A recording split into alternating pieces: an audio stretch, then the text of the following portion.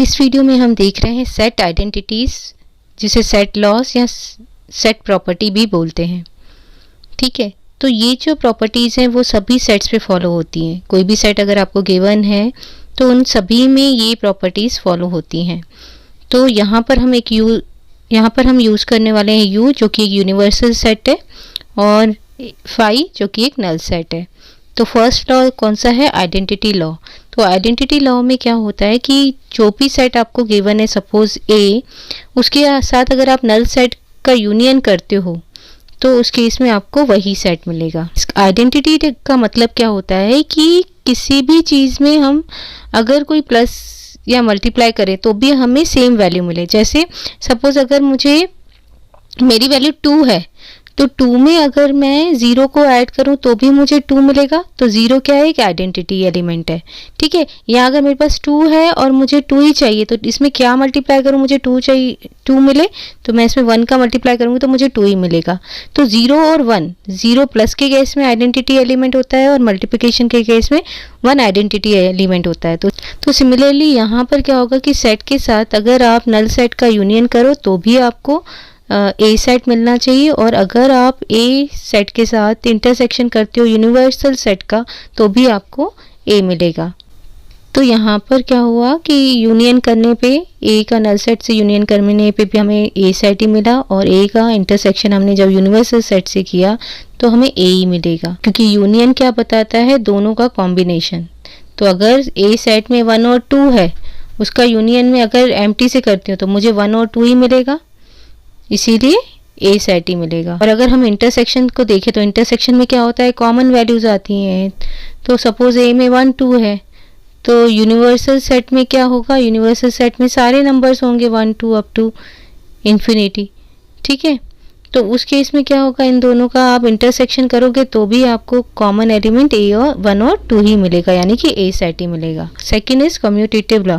Commutative law में क्या होता है? अगर आप ए यूनियन बी लिखो या बी यूनियन ए लिखो, दोनों इक्वल होंगे, और अगर आप ए इंटरसेक्शन बी करो या बी इंटरसेक्शन ए करो, आपको सेम रिजल्ट मिलेगा। Next law is associative law. Associative law में क्या होता है कि अगर सपोज ए यूनियन ब्रैकेट में बी यूनियन सी है, ठीक है, तो इसका मतलब क्या है कि पहले बी यूनियन सी होगा और जो रिजल्ट आएगा उसका यूनियन ए के साथ होगा। इसका हम एसोसिएशन, जैसे यहाँ पर एसोसिएशन बी का सी के साथ है तो हम ए का बी के साथ भी एसोसिएशन कर सकते हैं। यहाँ पर ए और बी का यूनियन होगा, फिर उसका यूनियन सी के साथ होगा। तो हमने एसोसिएशन चेंज कर दिया, पहले बी का एसोसिएशन सी के साथ था, फिर ए के साथ था, तो यहाँ हमने पहले ए का यूनियन बी के साथ कर दिया, एसोसिएशन बी के साथ कर दिया, और फिर सी के साथ कर दिया। सिमिलरली यहाँ पर अगर इंटरसेक्शन साइन है तो भी यहाँ पर क्या होगा? यहाँ पर A intersection B intersection C है तो यहाँ पर ए इंटरसेक्शन बी पहले हो जाएगा, फिर उसका इंटरसेक्शन सी के साथ हो जाएगा। Next is distributive law. तो डिस्ट्रीब्यूटिव लॉ में क्या होगा? डिस्ट्रीब्यूशन हो जाएगा। में क्या होगा? ये जो ए यूनियन है ये डिस्ट्रीब्यूट हो जाएगा इनर ब्रैकेट में, तो ये क्या हो जाएगा? ए यूनियन बी, ठीक है, यूनियन के साथ डिस्ट्रीब्यूट होगा तो ए यूनियन बी हो जाएगा, इंटरसेक्शन एज इट इज रहेगा, फिर ए यूनियन सी हो जाएगा। तो सिमिलरली ए इंटरसेक्शन जो है वो ब्रैकेट के अंदर डिस्ट्रीब्यूट हो जाएगा, तो ए इंटरसेक्शन बी, फिर यूनियन एज इट इज रहेगा, फिर A intersection C. Next is idempotent law. Idempotent law क्या कहता है कि आप कितनी भी बार सेम सेट का यूनियन निकाल लो, ए यूनियन ए, आपको वैल्यू क्या मिलेगी? ए ही मिलेगी। सिमिलरली अगर आप ए के साथ इंटरसेक्शन ए का साथ करते जाओ तो भी आपको वैल्यू क्या मिलेगी? ए ही मिलेगी। ठीक है, तो यहाँ पर चाहे जो सेट ए गिवन है उसका यूनियन उसी सेट से आप करोगे तो भी आपको वही सेट मिलेगा। अगर आप इंटरसेक्शन करते हो ए का ए से तो भी आपको सेट ए ही मिलेगा। Next is domination law. Domination law identity का रिवर्स है। आइडेंटिटी में क्या हो रहा था कि ए के साथ हम यूनियन नल का कर रहे थे तो हमें ए सेट ही मिल रहा था। डोमिनेशन में क्या होता है कि जिसका भी, अगर आप ए को यूनियन करते हो यूनिवर्सल से तो आपको यूनिवर्सल सेट ही मिलेगा, यानी यहाँ ए नहीं मिलेगा जैसे आइडेंटिटी लॉ में मिल रहा था। अगर मैं जैसे ए की वैल्यू 1 2 है, उसका यूनियन पूरे यूनिवर्सल सेट से करूँ 1 से लेकर सारे वर्ड्स का, सारे नंबर्स का, तो मुझे यूनियन करने पे ये सारे नंबर्स ही मिलने हैं, क्योंकि यूनियन में दोनों सेट्स के नंबर्स आते हैं। तो यूनिवर्सल सेट ही मिलेगा, यानी यहाँ पर ए नहीं मिलेगा, दूसरा सेट मिलेगा जो उसके साथ यूनियन हो रहा है, तो वो डोमिनेट कर रहा है। जो ए के अलावा दूसरा सेट है यानी कि यूनिवर्सल सेट है वो डोमिनेट करेगा, रिजल्ट में हमें वही सेट मिलेगा। सिमिलरली ए इंटरसेक्शन नल करोगे तो आपको इंटरसेक्शन में नल ही मिलेगा। तो जैसे ए में है 1 2 और अगर मैं इंटरसेक्शन नल से करती हूँ तो इनमें कोई कॉमन वैल्यू है ही नहीं, तो मुझे क्या मिलेगा, नल ही मिलेगा।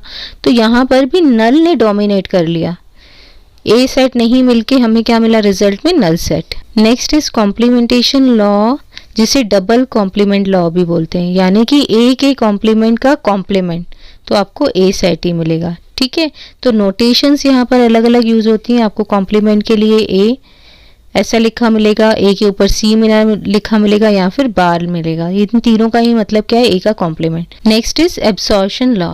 तो एब्सॉर्शन लॉ में क्या होता है कि अगर ए यूनियन करते हो आप ए इंटरसेक्शन बी से तो आपको ए ही मिलेगा। इनके प्रूफ्स आगे हम लोग देखेंगे। तो यहाँ पर क्या हो रहा है कि ए का यूनियन अगर आप ए इंटरसेक्शन बी से करते हो तो आपको ए ही मिल रहा है, यानी ए ने इसको एब्जॉर्व कर लिया। ठीक है, तो इंटरसेक्शन खत्म हो गया और ए ही आ गया। Similarly A intersection A union B तो भी रिजल्ट ए ही आएगा। तो ए ने क्या किया, ए यूनियन बी को एब्जॉर्व कर लिया, इसीलिए एब्जॉर्प्शन लॉ बोलते हैं इसे। Next is complement law. आप किसी सेट को उसके कॉम्प्लीमेंट से यूनियन करते हो तो आपको यूनिवर्सल सेट मिल जाएगा, क्योंकि सपोज ए में 1 2 है तो कॉम्प्लीमेंट में क्या होगा, 1 2 के अलावा जितनी वैल्यूज होंगी वो सारी आ जाएंगी। ठीक है, तो इन दोनों को जब आप यूनियन करोगे तो आपको सारे नंबर्स मिल जाएंगे, यानी आपको यूनिवर्सल सेट मिल जाएगा। आप इंटरसेक्शन करते हो तो अगर ए में 1 2 है तो उसके कॉम्प्लीमेंट में क्या होगा, 1 2 के अलावा 3 4 बाकी सारे नंबर्स। तो अगर आप इनका इंटरसेक्शन निकालोगे तो देखो कोई भी कॉमन वैल्यू नहीं होगी, तो हमें क्या मिल जाएगा, नल। लास्ट लॉ जो है सेट का वो सबसे इंपॉर्टेंट है, डी मॉर्गन्स लॉ, जिसका प्रूफ भी पूछा जाता है। तो अगर हम ए यूनियन बी का कॉम्प्लीमेंट करते हैं, देखो अब मैंने इसे डैश लिखा है, ऐसा भी लिखा हो सकता है, किसी में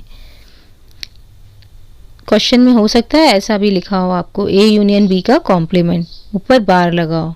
तो ए यूनियन बी का अगर हम कॉम्प्लीमेंट करते हैं तो ये किसके इक्वल होता है, A complement intersection B complement. तो ए इंटरसेक्शन बी का कॉम्प्लीमेंट क्या हो जाएगा, ए का कॉम्प्लीमेंट यूनियन बी का कॉम्प्लीमेंट। ध्यान से देखें तो यूनियन का इंटरसेक्शन हो गया, इंटरसेक्शन का यूनियन हो गया, और यहाँ पर जो वो साथ में थे ब्रैकेट में अब वो सेपरेट हो गए हैं ए और बी सेट्स, और उन पे कॉम्प्लीमेंट अप्लाई हो गया है। तो इस टाइप से आपको ये सारे लॉज याद करने हैं, हो सकता है एग्जाम में आपको क्वेश्चन आए।